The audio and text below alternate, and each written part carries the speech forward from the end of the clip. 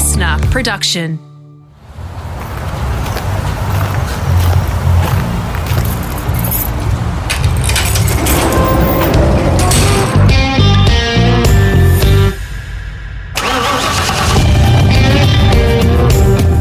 Automotive commentator and journalist Greg Rust, and this is Rusty's Garage.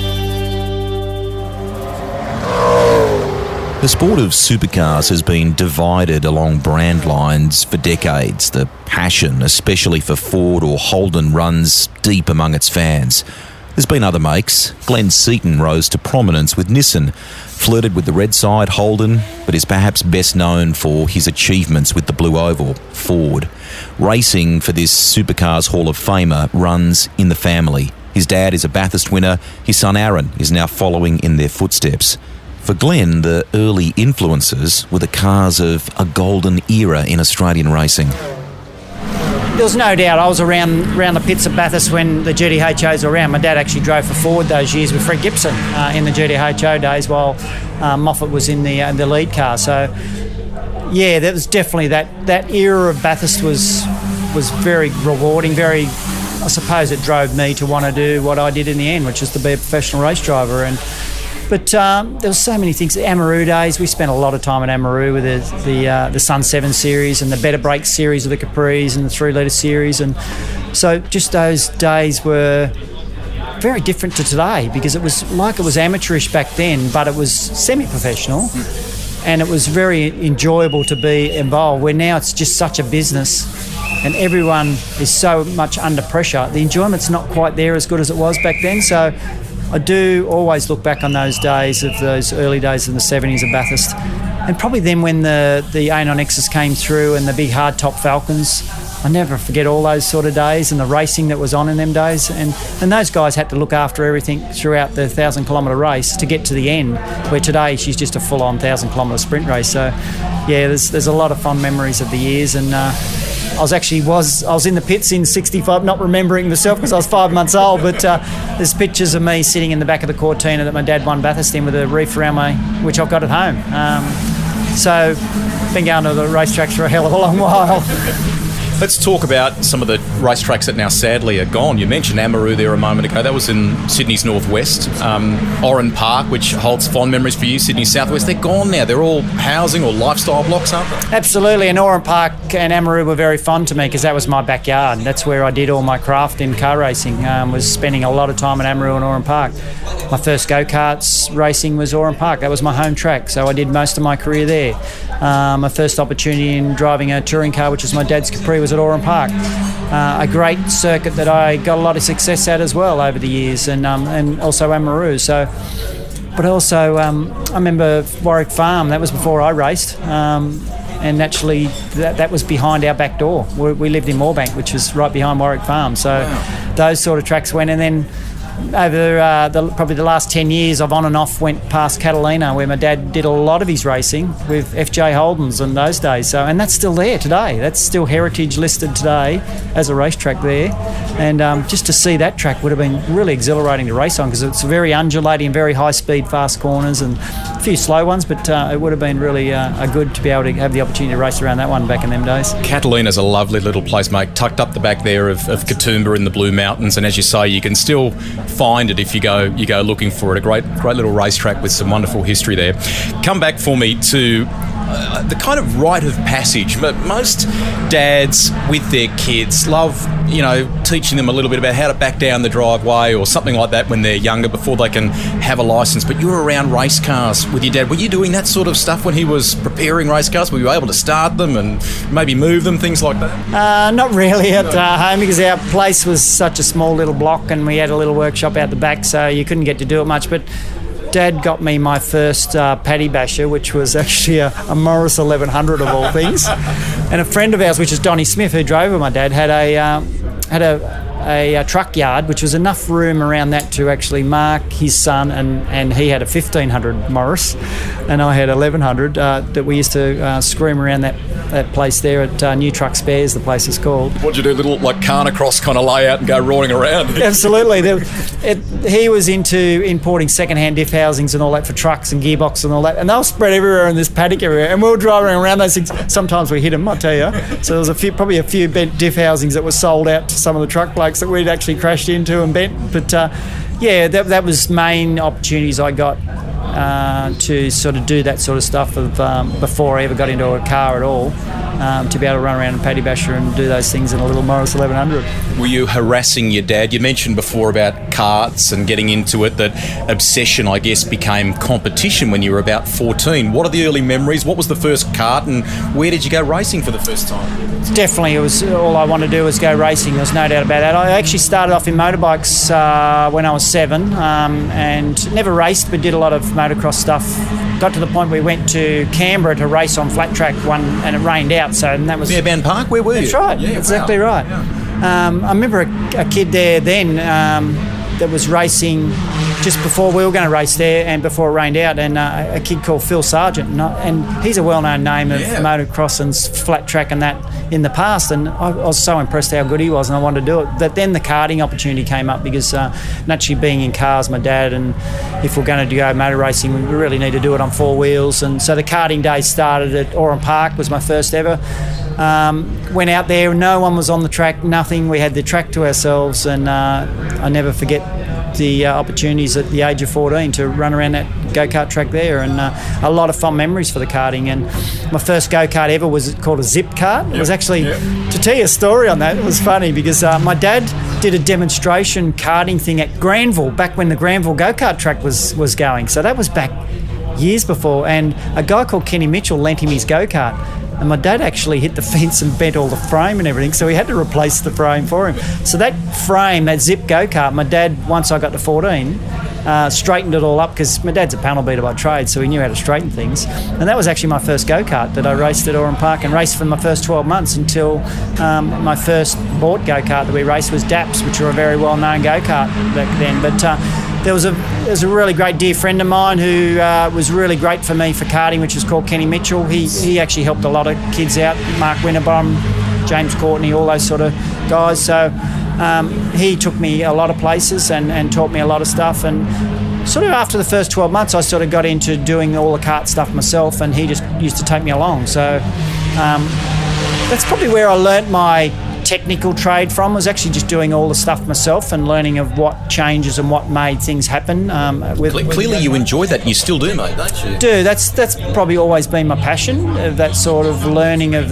what makes a car go fast and what makes a car tick. So that was probably what made me get into being in my own race team too, because it gave me a lot of freedom to be able to do that sort of stuff, test whenever we wanted back in them days, and try things and learn a lot from that trades, because I've actually got no ticket as any trade at all. I learned everything from just going motor racing. I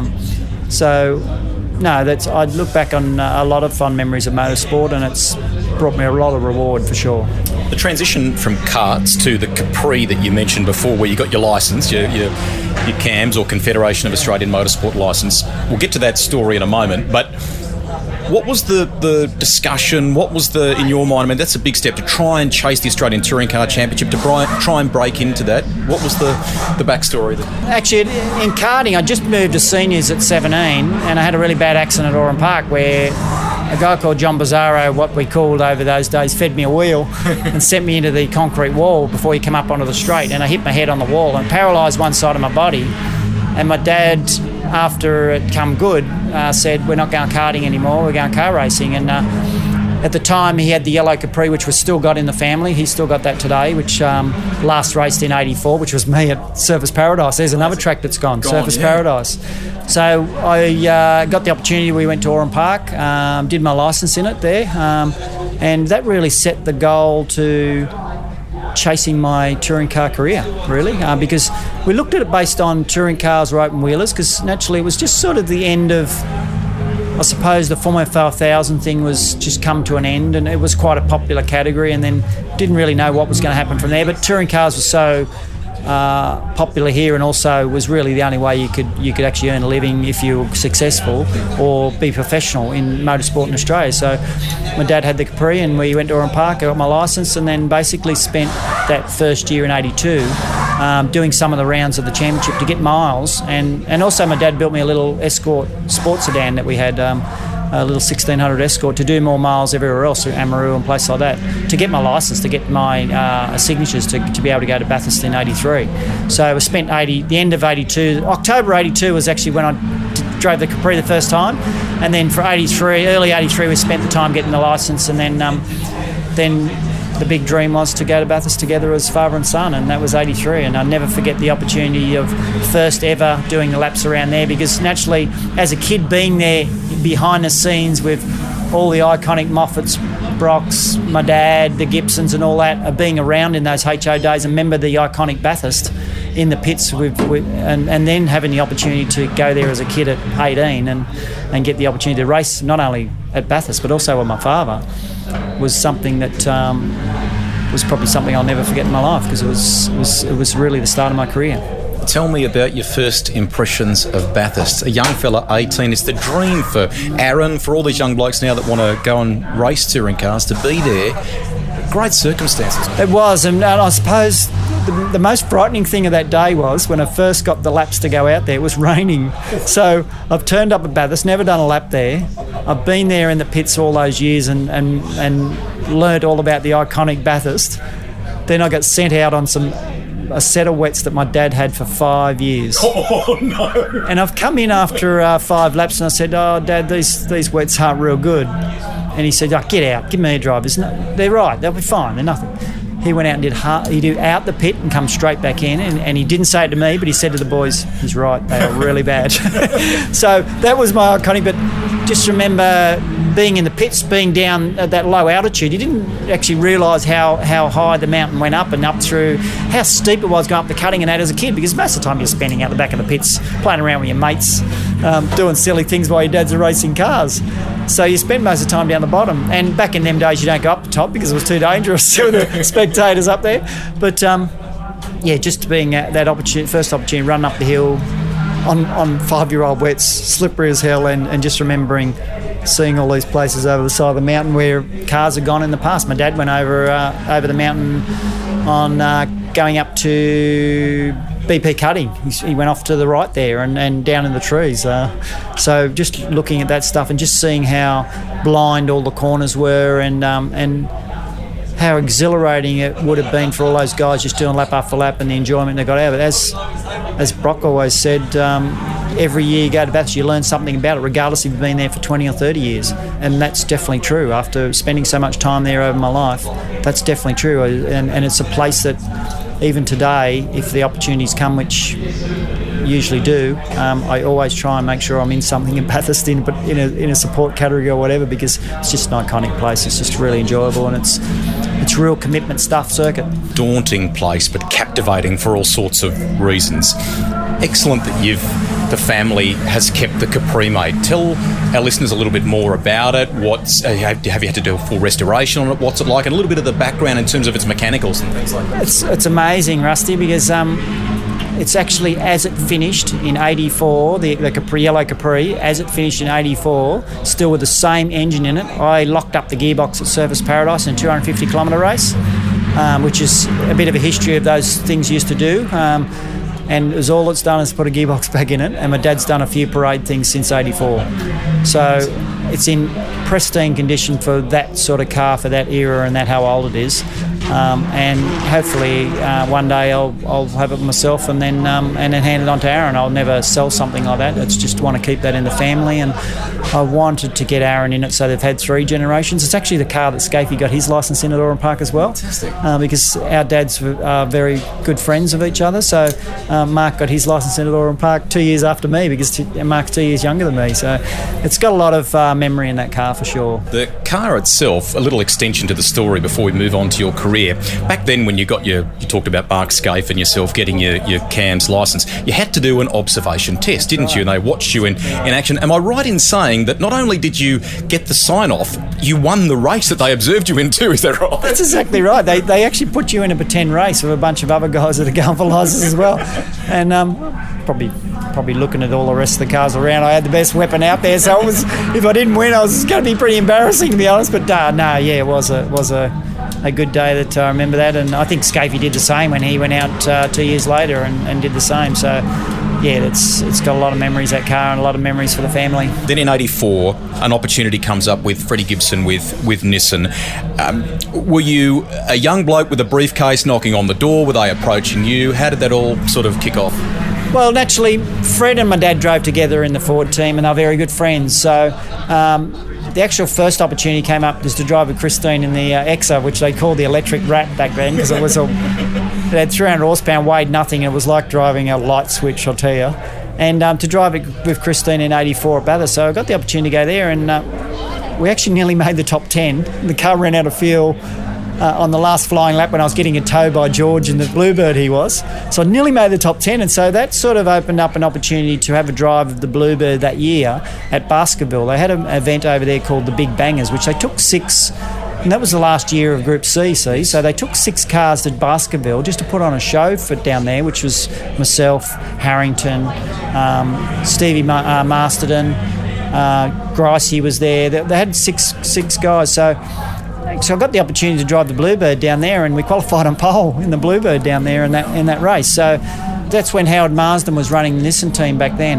And then naturally Fred got the opportunity to take over from Howard, because Howard went back into the factory for the car design side of it, and they needed someone to run the Nissan racing team. So that's when Fred came along in 85 to actually take over running Nissan Motorsport and then become Gibson Motorsport later. But he needed, at the time they were just building Skylines for the new Group A series, which Group A started in 85, and he didn't have any engine builders. So my dad was an engine builder, and I was at the same time working for my dad building engines, and naturally because of the friendship and also driving 84 at Bathurst with Christine, that opened up the opportunity for us to move down to Melbourne to do the engines, but not only that, for me to do some of the development driving, and then do some opportunities to actually phase into being part of the factory Nissan team. So that's how it opened up. It had nothing to do with coming along with briefcases. We had nothing, but it just came along through friendships, which most of them do, and opened up an avenue to be a part of that team, and from there it was rest is history. You mentioned Baskerville there before too, another great old circuit in Tasmania. So Freddie Gibson,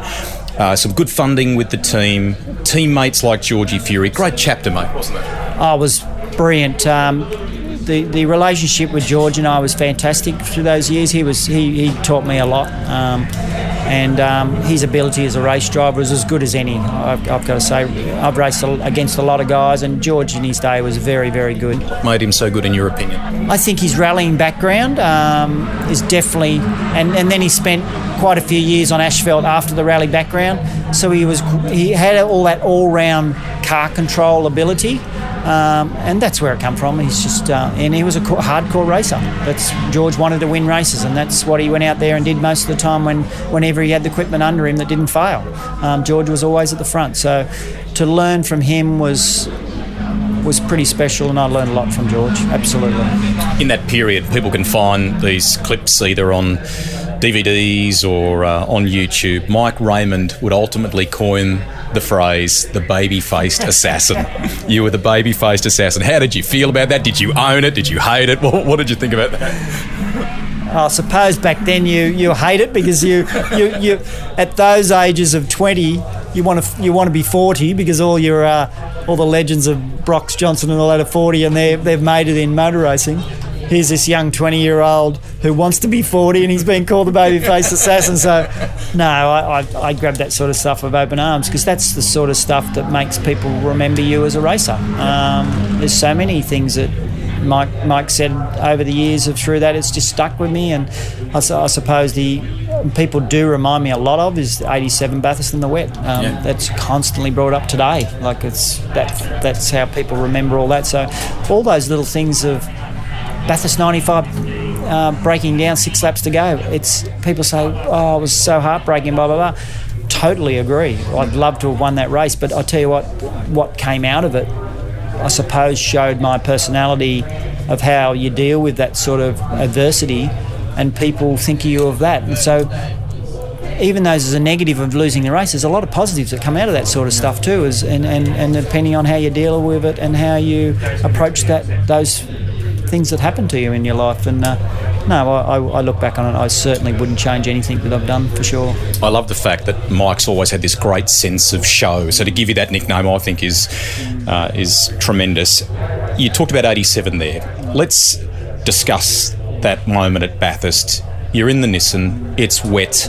The onboard shows these crazy skatey moments. Even Mike has, skips a beat. His heart kind of skips a beat, worried about you maybe hitting the wall. Was that luck? Was it skill? What was that whole thing like? It looked sketchy across the top, mate. Yeah, like if I look back on it now, Rusty, it was crazy. It was silly. But when you're 22... We're already 3/4 of the way through my stint, which was on dry tyres, and they were already hot. So when that sort of drizzle comes down, you're in a rhythm of what's going on every lap after every corner you come up to. You just actually naturally just happens for you. So you drive to the level of the grip of what you feel at the time, and I actually felt very comfortable in it. It was only ever one point in that laps that were raining that I was out there that actually got a bit sketchy for me. It was actually coming down Conrod over the first hump. It got away on me, and we actually ended up with 2 wheels in the grass. And that's when I actually went, "Oops, I'm in a bit of trouble here." But it actually coaxed it back, got it back. And actually at the time, Fred's on the radio trying to tell me to slow down, because we had that was the World Championship year, so there were some good operators there. Yeah. And I just kept coming across all these guys and going, "Why are they going so slow? Just get on with it, guys. Get on with it." So I passed a lot of the BMs from the factory cars, and even the Texaco Sierras weren't even going fast at the time. I remember that. And so I suppose it's just one of those things that when you feel comfortable doing something and you feel inside your ability that you can keep that off the fence, you just keep doing it, and that's what it was. But like I say, if I look back on it now, I go, I couldn't do that now, because I suppose over the years you get older and you get more fear in you, and you have a family, and lots of things, circumstances change the view of, and you have a few big crashes, which I have over the years. You change your approach to those sort of situations, but up till then I hadn't had a big crash. So I got away with it. 87 was a great year for you, mate. Second in the championship to Jimmy Richards. It went right down to the wire. I mean, when you look back on it, you won the championship, and we'll get to that, twice. But that was a standout year for you too, 87, wasn't it? It was really, and we also nearly won Bathurst that year. I'll tell you the circumstance. Johnny Bower and I drove together. We had great pace together. And what happened is, halfway through the race, it was actually the year of the World Championship, and what they had that year as a rule for safety cars was 2 safety cars. So they had one at the top of the hill and one at the bottom. So it split the field in half of each one. But what the rules were is, when the safety car on the first lap out, they closed the pit lane.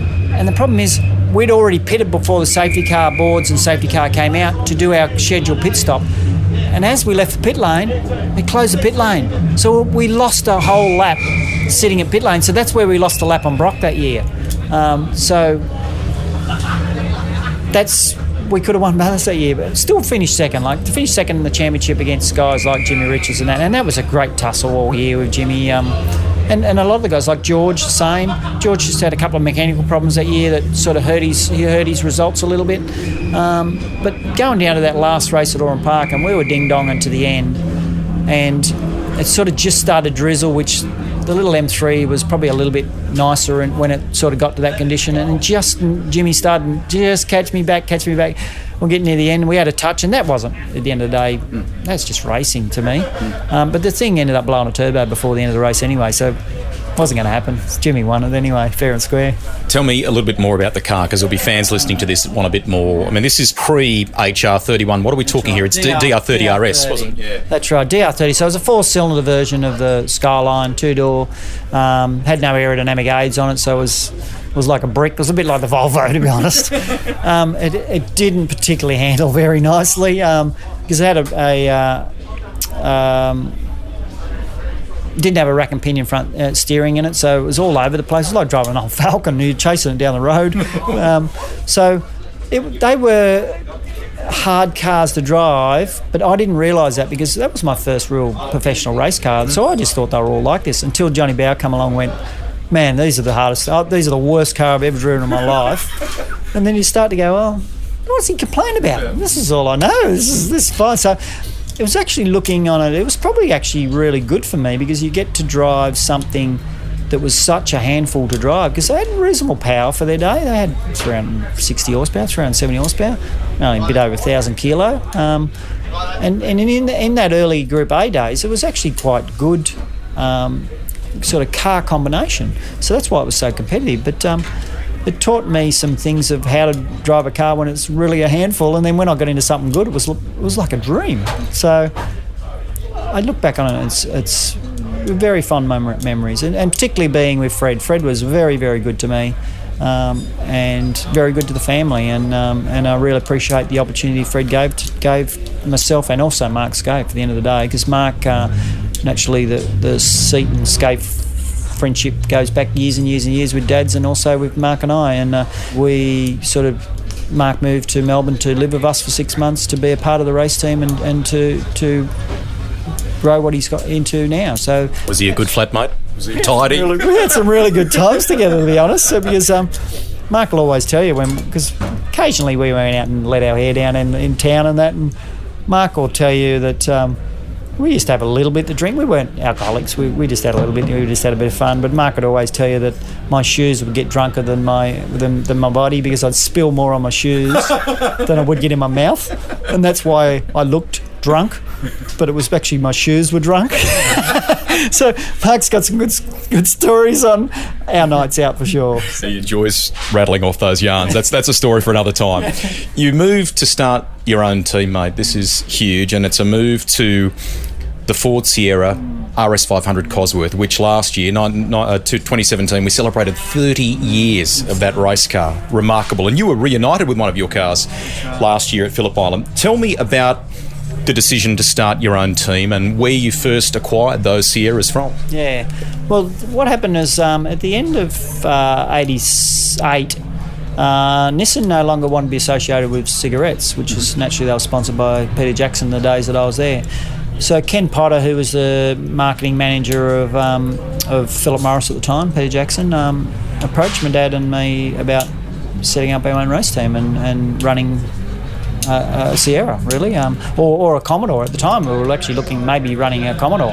How serious did you get in terms of the look at the Commodore? Pretty serious about it, but when you looked at we looked at based on the Sierra was more that it was almost impossible to beat the Sierra at the time, and that's when we went out in '89 and set up the race team on our own with support from Philip Morris. So that was a pretty tough year. The first year we built all our cars, engines, everything. So we from England or whereabouts? Yeah, we bought the components like a body shells. Or Donnie Smith was naturally would import a lot of parts from England because of his his truck business and all that. So he brought in some body shells for us, which you could buy motorsport body shells for him, and all the engine bits. And we bought our first engine management system from Andy Rouse. So we sort of pieced all that together. And the main reason we went down that road instead of buying a car is because we didn't have a lot of sponsorship. We had enough to probably do a reasonable job that year, but we didn't have enough to actually buy a car and then go racing, which Brock did through buying his Andy Rouse car. So that was probably a mistake that we did because it took us a little while to understand the management system on a Sierra engine because they were such hand grenades when you didn't have them right. They were very good when you had that management system or the fuel management system right, the ECU. And fueling it right and the boost and all that side of it. But we hurt a few engines that first year. And then we're also involved in the really bad accident at Lakeside in '89, which when Andrew Medicki and another competitor come together under the bridge, and as they ran hit the fence coming under the bridge at Lakeside, they bounced back out and I was the next car coming through and took the whole front off our Sierra. So that was our first year of setting up a race team, building a whole new car and everything, and I actually wrote that car off. So we had to start again after that Lakeside round, which was only 3 rounds into the championship, to build another new car. So that year, in the first year, we actually built 3 cars in that first 89 years. So that sort of was a really big struggle. But then 1990, we started to really come on well. We actually ended up winning the Endurance Championship in 1990, which was 3 rounds, Eastern Creek, Sandown and Bathurst. And we won Sandown 500 that year with George Fury, actually. George came across and drove with me. We started to have some really good rewards. So in 90 is when the GTR started to come along, which was the car that none of us were ever going to beat when you got 4-wheel drive and so much power and that. So it's sort of obsoleted the Sierra overnight. So we picked the car that we thought we were going to be competitive for the next 3 years and be really potentially successful with. And we sort of got dunced with it 12 months or 18 months after setting up the race team in the Sierra. But as in the Sierras, we were very competitive in the end. We were very reliable. We had cars that were matching the Shell guys in the end. Until naturally 1993 when the supercars come along. That was a big change. I think Neil Crompton once famously described the GTRs as like a bigger tennis racket at the time. It was probably a good description. Just give me your first impressions of driving that Sierra. The word you used a moment ago was hand grenade. When you first drove it, what did you think? It was frightening. What they are is, because just to give your viewers a sample of what they are, they're like a car that's like a modern day Corolla on the road off boost, off the turbo, and then when it comes on turbo, it's like driving a Ferrari. So it sort of had, and it was like a light switch. It was either off with 100 horsepower or 600 horsepower on. So with little tiny tyres that are only 10-inch wide, which are basically what your road car comes with today. So trying to manage that sort of power and the delivery of power through those little tyres was quite a difficult thing to do. So I was happy once I drove my first supercar, which was in 92 when we built our first Falcon, and we took both cars to Phillip Island for the first time. And I remember hopping out of the Sierra and I thought, oh, God, the car felt really good today. Blah, blah, blah. And then I hopped in the Falcon for the first ever time. The first ever car we built with all the aero it had on it, like as in the under trays, and had wings on them in them days when we first built them. I could not believe the difference. And the normally aspirated, the way it delivered its power. It was so much easier to drive. And I thought, how good is this? And I never wanted to go back to Sierra. I had to finish a few more rounds in the Sierra and I was hating it, I'll tell you, until we actually turned up at Sandown 592 to run the 500 in the Falcon for the first time. So that was that just gives you an example of how well the Nissan was bad. The Sierra was a little bit better than the Nissan, but the Falcon was a long way better than the Sierra. So that gives you an example of how hard they were to drive and how bad they were. I reckon I've had this conversation with John Bow. I think he said that he had to unlearn some habits from the Sierra when he moved to the supercar. Was it the same for you, and what were those habits? It probably wasn't for me, but the biggest thing was you had to pick up the throttle early enough. But I was a left foot braker, so you could sort of carry the brake and the throttle together to keep the thing on boost. That was the big thing. So traditionally, because I've always been left foot braker, it didn't sort of take me much to adapt across. But it was naturally probably the aero side of the later when they went to supercars was the thing to get a little bit more used to, because I didn't do a lot of aero racing with cars. I had an opportunity twice to run a Formula 2, which we did really well in, but that was all the aero I ever drove on a car. So I didn't really know what to expect, but it just, to be honest, the aero just made the car so much easier to drive and so much more pleasurable to drive. We'll get to the supercars in a second. You mentioned before about the end of the Sierra chapter. I mean, when you guys first got them, when Dick Johnson first got them, the Euros were seen as the benchmark. But the development we did here in Australia was world class, mate. Absolutely, totally. Whenever they came out here later in the years, and like Eggenberger came out with when the years when Moffat ran the ANZ car with Klaus Needsvits out here, our cars were competitive as them. If not, they were probably a bit stronger in a straight line, to be honest. So, no, the technology and the development done here in Australia with the Aussies. You don't go look at supercars today. There's probably no one worldwide that could do as good a job as the Aussies are doing here now. Anyway, well, I suppose half of them come from England anyway now these days that are in supercars. But no, there's so much, and I suppose the difference is between Europe to here. over the years of motorsport, and I suppose it starts from the 60s, 70s, 80s, everyone that owned a race car did everything themselves. They did all the development themselves. They did all the building of the cars and whatever. In Europe, there seems to be more of a situation where you're a designated gearbox man, or you're a designated engine man, or you're a designated transmission man. There wasn't one person that sort of could do all that, where the Australian motorsport has sort of promoted that, because I suppose because we've got small numbers here, we don't have the finances here. That's how we've ended up learning to go motor racing, is to do it all ourselves. So the sport moves to a V8 formula, and it's been a huge success story, and you were there at the very beginning. What were the learnings when you built that first Falcon, and what was it like to drive? Well, it was actually interesting building the first one, because the rules were being made on the run.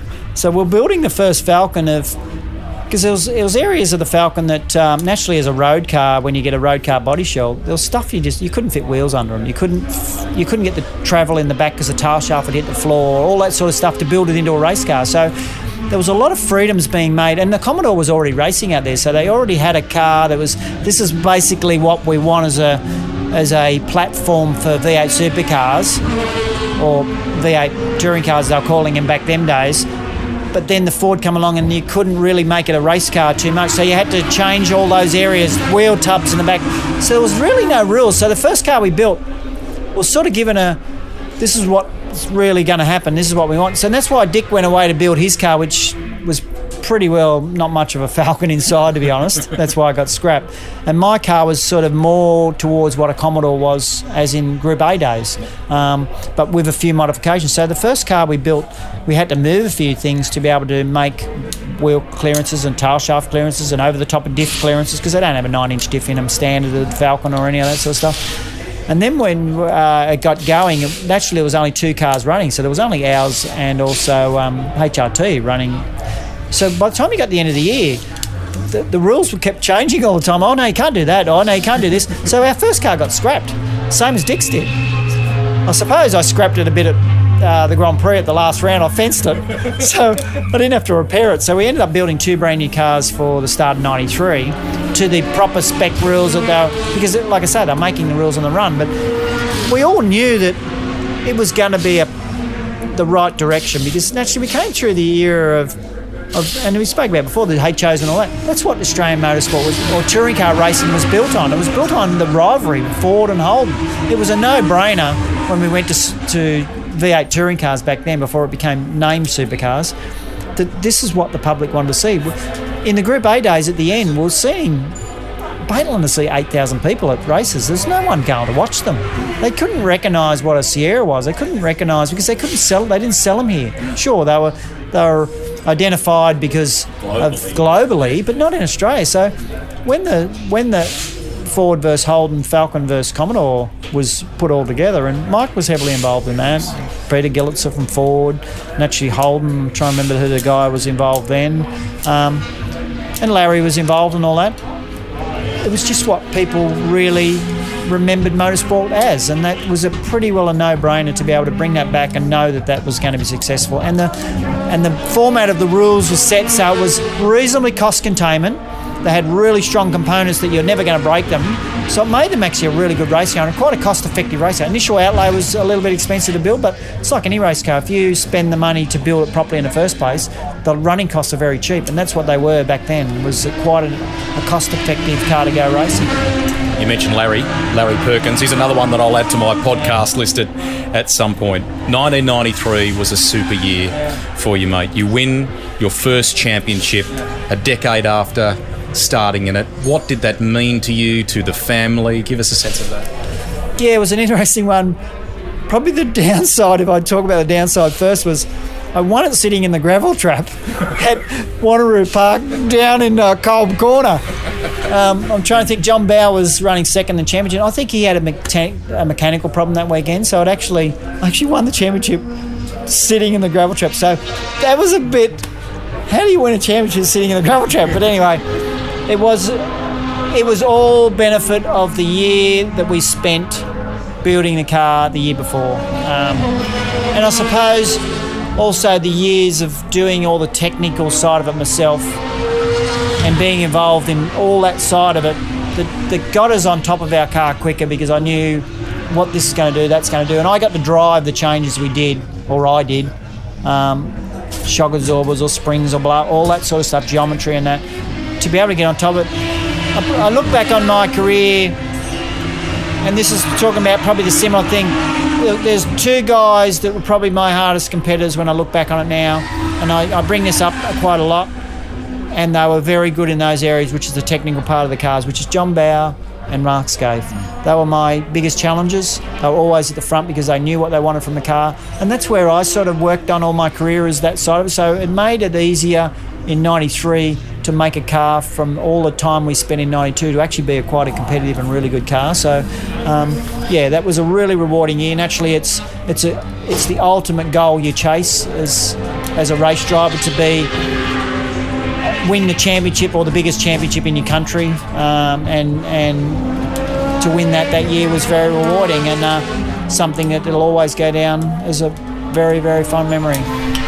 And owning my own race team and engineering my own race car, to have those sort of factors in it as well, it was pretty good. You've etched a very special place in the record books because of that, mate. Indeed, very special. The current spec supercars are very different now, aren't they? I mean, what are we talking? 630 horsepower, sequential gearbox. You had an H pattern back then. What kind of horsepower numbers were you getting from the Falcon? Our first ever engine we built had 530. So at Bathurst in 92, when we went there when we ran in the top 10 shootout, right up until the Saturday morning, we ran 530 horsepower, and we had the next stage of our engine, which was 560, and we put that in for qualifying and for top 10, and that made us 2 seconds a lap. Whoa. 30 horsepower. So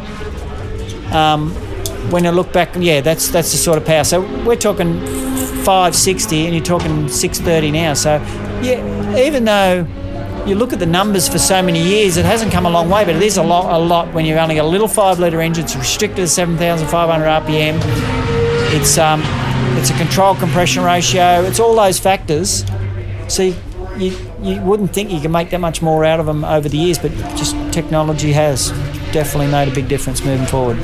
You go a couple of years on in 97 and you win the championship again, mate. Again in a car of your own construction, your own engineering, your own team. I mean, it is a huge feat, mate. And when you look at the era now, it's just not something that I think we'll potentially see again, will it? It won't, because and that's in the end why I sold my race team, because I knew the writing on the wall for a driver, team owner, was come to an end, because the pressures of the commercial side of the business, the demand, the cost of the sports acceleration was happening, and that all become because of basically we ended up with a lot more TV. We ended up, Channel 10 came along, gives a lot more TV, so then sponsors come along and want a lot more value out of it and give you more money. So the pressures are on. So to try and manage a race team, engineer a race car, drive the race car, to the guys that have got more money than you, that have got engineers specified just doing engineering work, you've got drivers that just drivers are told basically off the computer how to drive a car. It was where I started to thought, I'm out of my depth here now, I need to move on. And so to look back on 97, 6 personnel was all we had that year, because that was after the cigarette era where we had 2 cars and we had reasonable money, to being Ford credit and having very little money, scaling back to a single car team with 6 people, running against people like HRT who had a huge outfit, and to come along and win the championship that year was hugely, that was probably more rewarding than 93, to be honest. 6 people. I mean, you look now, some of the big teams have got 40, 50 people at every round. That's incredible. That's exactly right, and that was sort of just the changeover from 7 to 10, when a lot more commercial TV was or available time was there, and that's where the changeover. I knew from then on that it's going to get harder from here, and to do what I was doing was near impossible. But hey, that would be my most memorable championship for sure. Sadly, and you touched on this before, and I think you've compartmentalised it really well. You know, the Bathurst record book shows some runner-up finishes, and you went so close in, I think it was 95. How do you feel about that now, all these years on? And your dad did it, obviously. It would have been great to tick that box. Sadly, it wasn't to be. Does it eat you? Or you don't worry about it now? No, I don't. Naturally, at the end of the day, you look at it based on, you'd love a Bathurst win, there's no doubt. And people do say to me, would you give up a championship at Bathurst? No, I wouldn't, because it's actually harder to win a championship because you've got more races and more opportunities to bugger up, I suppose, throughout the year. This is Greg Rust, and you're listening to Rusty's Garage. More with Glenn Seton in a moment. In this series, I speak to some of the Supercars legends like Greg Murphy, who recounted what it was like working with the late, great Peter Brock. You'd sit there and wait for Brock, you'd be leaving for 2 hours. You're trying to get out of the car park or driving out for 2 hours, because every time someone saw him, they'd stop and he'd chat, and you'd be in the back seat just going, come on, because no one wanted my autograph. Listen to the full episode with Greg Murphy and his trunk load of stories from a career behind the wheel here on Rusty's Garage.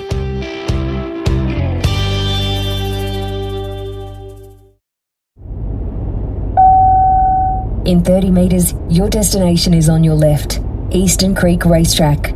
Please select race mode on your dashboard and proceed to the starting grid. 95, mate, you went tantalisingly close to winning it. What are your recollections of that day, and how do you feel about it now? Well, it was a fairly big day because it based on more history than anything. So, just to give you an example, it was 1995. It was 30 years since my father won Bathurst. I was age 30. My car number was 30.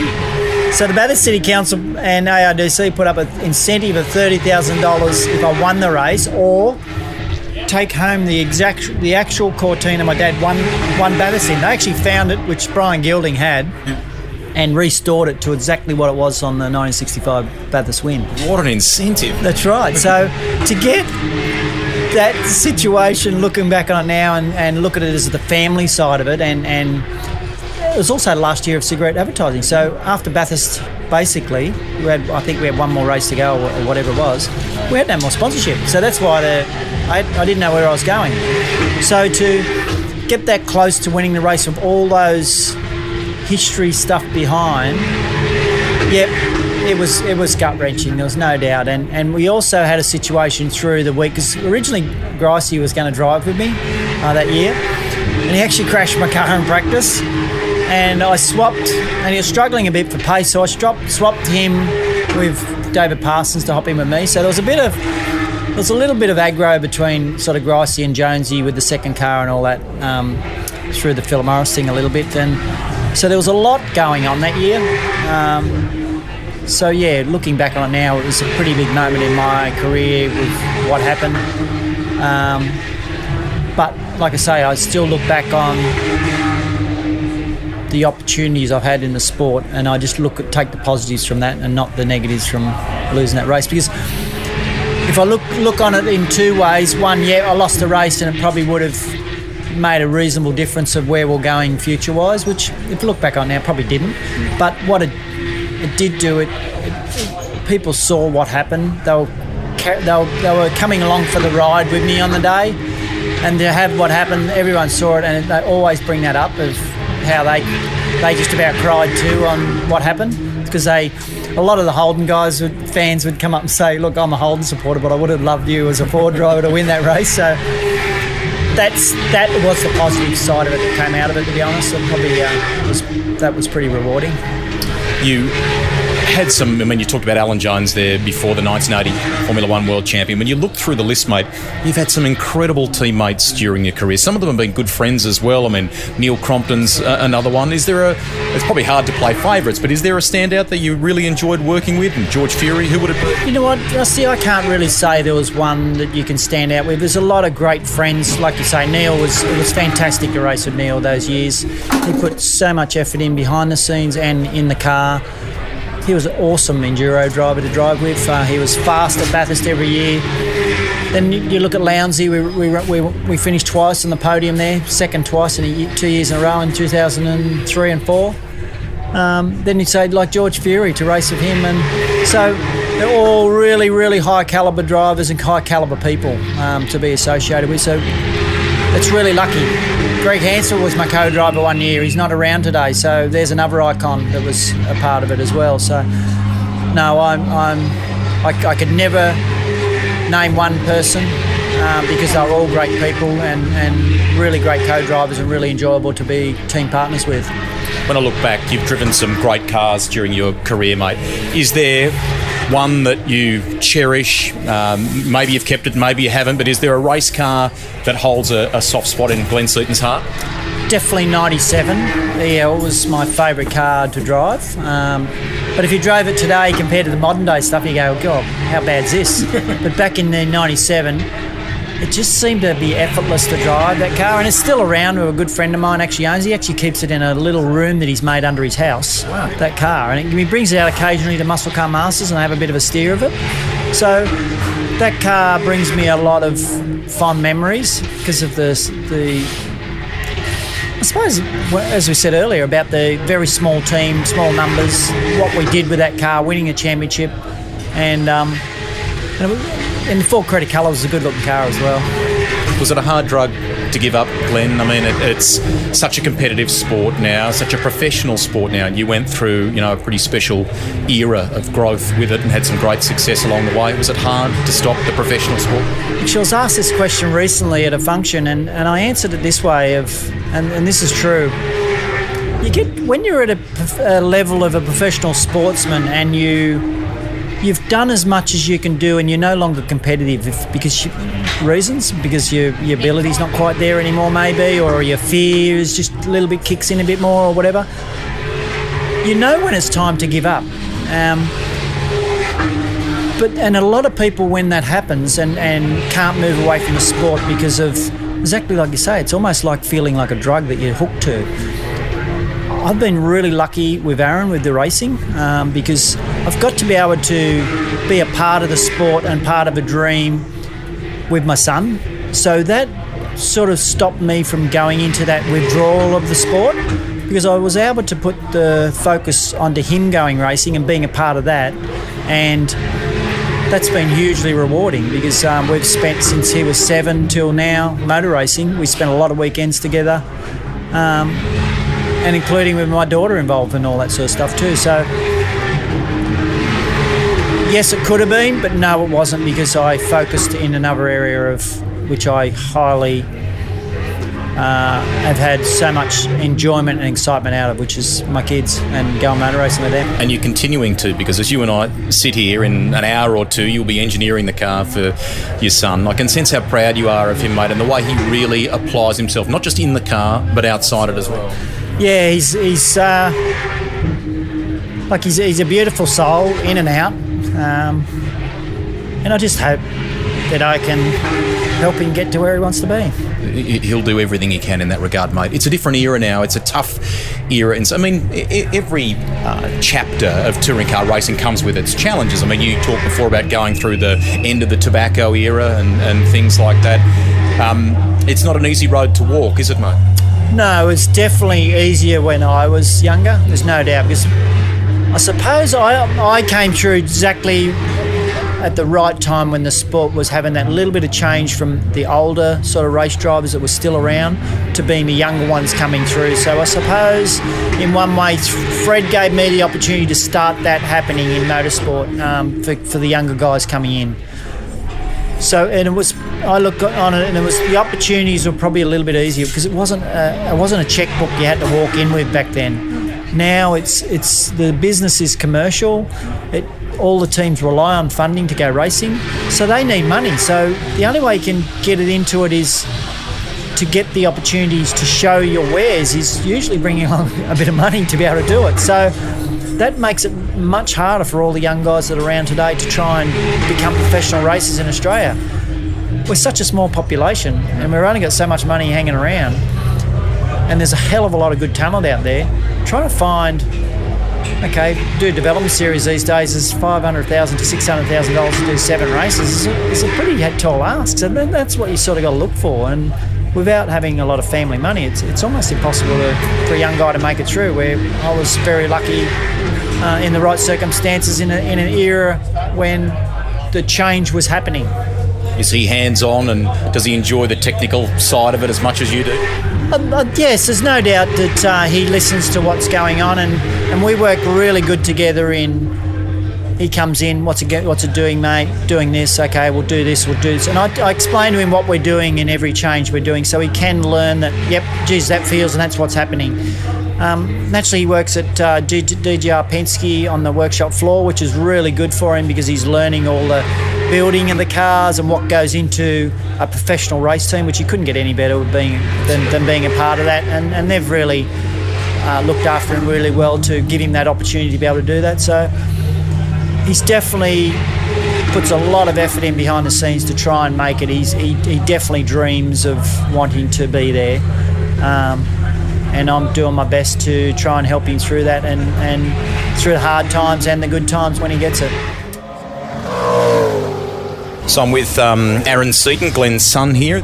Do you feel like you've always wanted to follow in Dad's footsteps? How big an influence has he been on you? Yeah, definitely. Dad's been a massive influence on me. Since I was little, I've been around motor racing, and it's all I've ever known, really. And it's where I get my enjoyment out of is the competing side. And I really enjoy learning off him and being around motorsport. You're a young fella. You can correct me on your age in a moment. I think I'm 20. You're 20. I'm twice your age. You're half mine.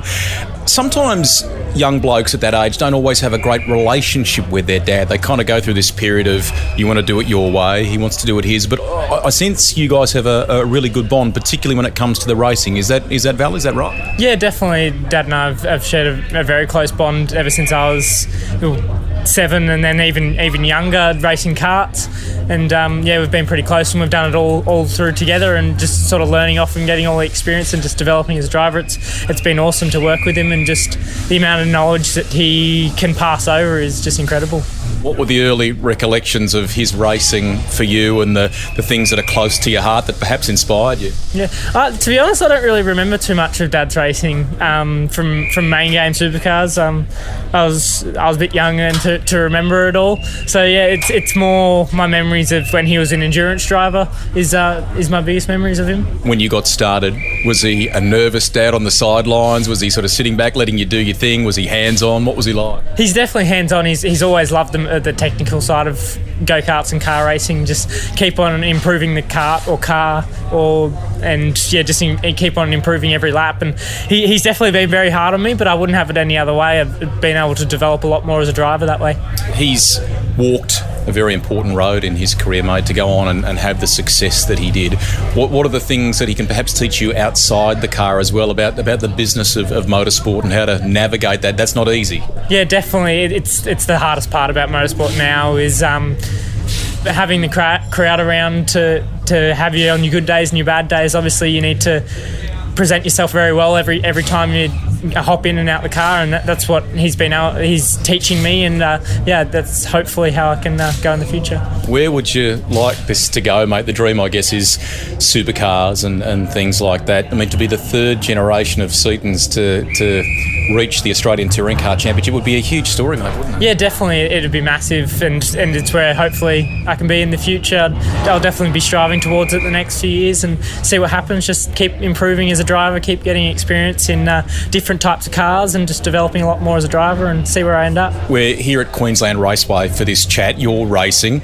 He's engineering, am I right? Does he talk to you on the radio? What sort of things do you discuss in terms of setup of the car? What's that like? Yeah, no, it's awesome to have Dad here engineering the car. Obviously, we've shared a close bond over the years, so we can communicate very well with what the car is doing to help improve the car, and it's been awesome having him here this weekend and also throughout my career. Just being able to, he knows what I like from a car, and we can just sort of chat about it, and he knows exactly what to fix, and we just go out and try it, and it's working well at the moment. Are you one of those hands-on guys yourself? Have you enjoyed the mechanical aspect of racing and got your teeth into that? Yeah, definitely, and a lot more recently. I've been learning a lot more. I've been working at DJR Team Penske, so it's been awesome to learn from one of the top teams as well as my dad, and just about what the current supercars are like to work with, and just get a lot more mechanical knowledge from them.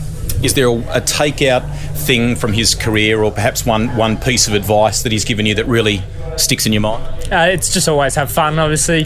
When you're doing what you love, you just got to remember through the highs and lows that you always got to have fun and get enjoyment out of what you do for a living. Go get them. Nice to catch up. Thank you.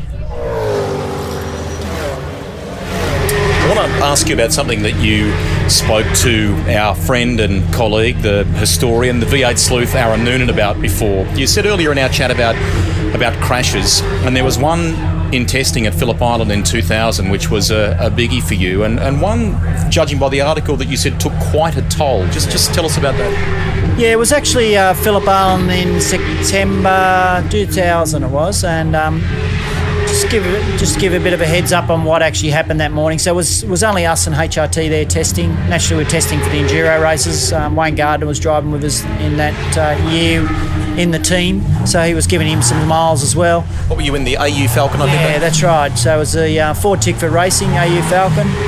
So I just hopped into the second car, which Wayne had been out in the morning, and it had been raining. And it just started to get two dry tracks coming sort of around to come onto the straight. And I just got slightly out of them tracks on slick tyres, and it just straight into the grass. And back then, they didn't have the gravel traps they got now, or the tyres against the earth bank. And the speed you're coming onto the straight there it's probably in the vicinity of 200. Minimum speed in the middle of the corner would be 200 k's an hour, 210 k's an hour, and it just got off those tracks and onto the grass. And naturally, with slick tyres, with the weight of the cars and the momentum they get on wet grass, it just instantly slid straight across and straight at the bank, and it hit the right rear quarter and sort of side panel and bounced. Well, I don't remember it once I hit the bank because it knocked me out, and the guy said it bounced 15 metres in the air and swung around and landed back on its feet. And so the next thing I remember when I got pulled out of the car was laying on the ground and sort of come to, and all my back was real massive amount of pain coming from my back, thinking I broke my back and that. And luckily Wayne was there at the time, Gardner, and naturally he'd had so many crashes on bikes, he's probably known what I was going through, and he was sort of taking me through it all and that, and airlifted out of there and spent a week in Alfred Hospital in Melbourne. And I've got to say that crash I probably never recovered from because it sort of really rattled me, because I suppose I'm a person that when those sort of things are put in place or those things happen to you, you then start to think about death. And those things, once you're a race driver and you start to think about those things all the time, or when you get under another situation when the race is wet again, and you're in that wet condition, you're thinking about those things. So I probably struggled from then on in the wet, definitely, but it sort of changed my direction in my feeling of driving race cars anymore from that time on, I'd have to say. You still, even now, have immersed yourself in the technical side of it. A number of the guys that are in the Touring Car Masters have benefited from the work that you've done setup-wise, suspension-wise. Do you enjoy that side of it? And is that, in addition to working with your son Aaron, is that one of the main focuses for Glenn Seton nowadays? Yeah, there's no doubt. I get huge reward out of seeing those guys go forward, and the smiles that comes on those guys' faces when we make changes and they actually go a lot faster. I look at my experience in driving race cars is all about making it easy to drive and making it so it's not scaring you. So when you make these little changes, these guys, they go, and at the end of the day, they're businessmen trying to just have a bit of fun on race weekends and go racing. 90% of these cars are too powerful for them, too out of control for them, so they're scared of everywhere they go. So if you can make that easier for them, their experience is much more enjoyed. So I really get a buzz out of watching them guys hop out of the car and go, wow, that's great, that car feels really good now, I'm really enjoying going motor racing.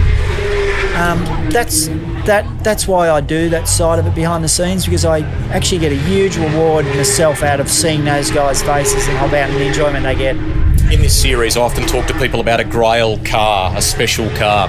Earlier in the chat, we talked about the Capri, the car that you shared with your dad, how special it is to the family. Is that the one for you in some respects, not just the supercar we covered before, the 97 one? Tell us a bit more about the Capri and you know, some of its tech specs and why it retains that special place for you.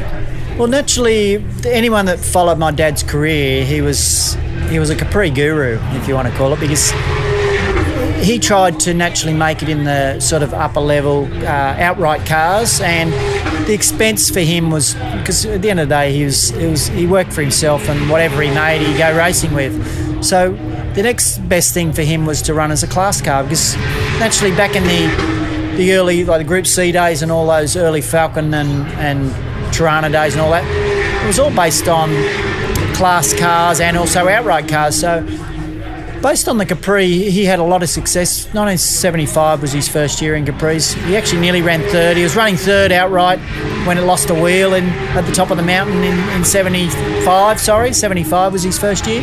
So then he became the Capri guru of Amaru and all those places where they'd have the 3 litre series. He'd win a lot of races, and most of the time win the 3 litre class at Bathurst. So there's a lot of history there for Capris in the families. And this last, the yellow car, which is my first car and his last, was the start of my career in touring cars, and it was the end of his career in touring cars, because that was his last car.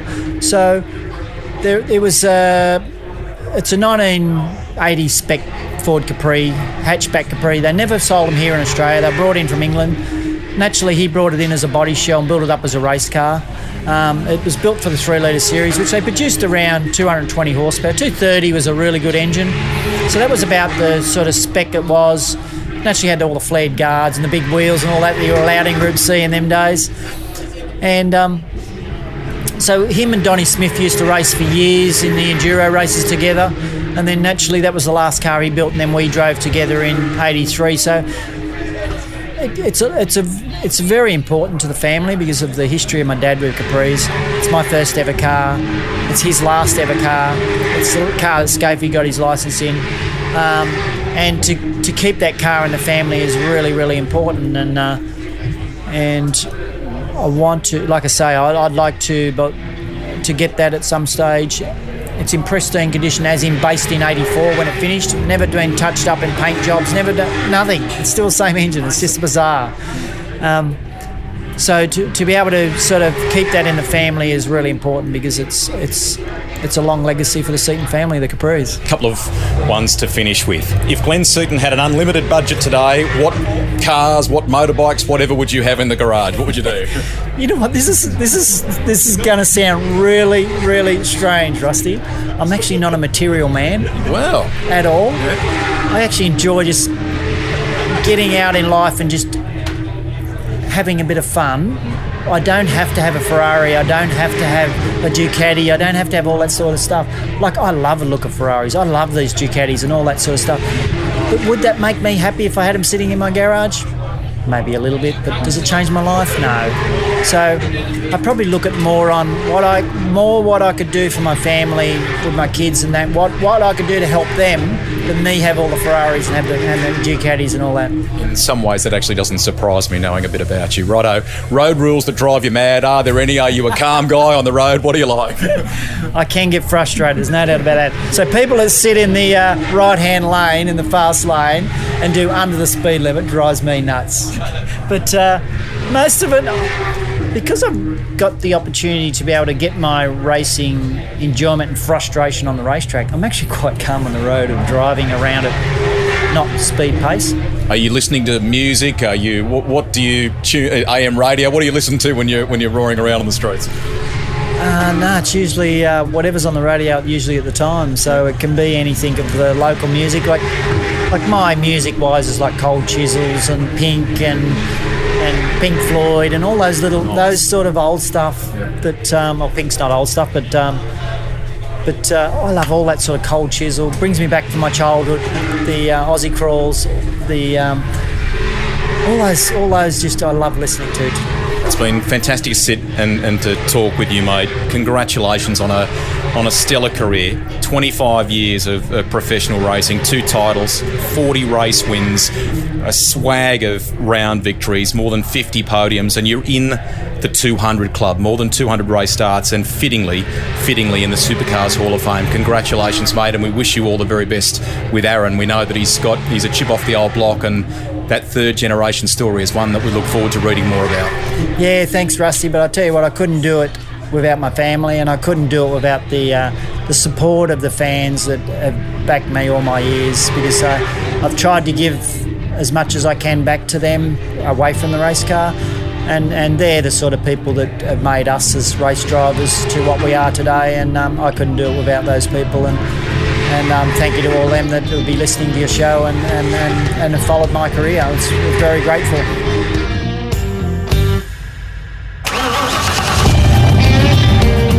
Rusty's Garage is written and presented by me, Greg Rust. Series producer and editor is Alex Mitchell. Audio production by Darcy Thompson.